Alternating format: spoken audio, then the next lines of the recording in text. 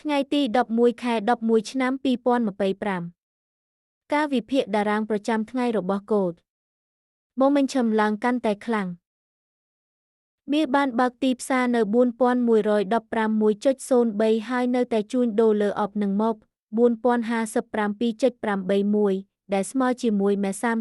4055.2 បញ្ជាក់ថាមានទិសឡើងខ្លី Short Term Bullish ការលេចចេញនៃ Diamond ពណ៌ខៀវ Blue Diamond មុននេះបង្ហាញពីសញ្ញាបាតុកម្មតម្លៃហើយការឡើងលើសអបបានបន្ថែមកម្លាំងសញ្ញាឡើងជាមួយខ្សែនៅតែពណ៌បៃតងបង្ហាញថាអ្នកទិញធំ Boys នៅតែមានអំណាចលើទីផ្សារបច្ចុប្បន្ន MIS កំពុងមានគោលដៅទៅកាន់ Pivot 1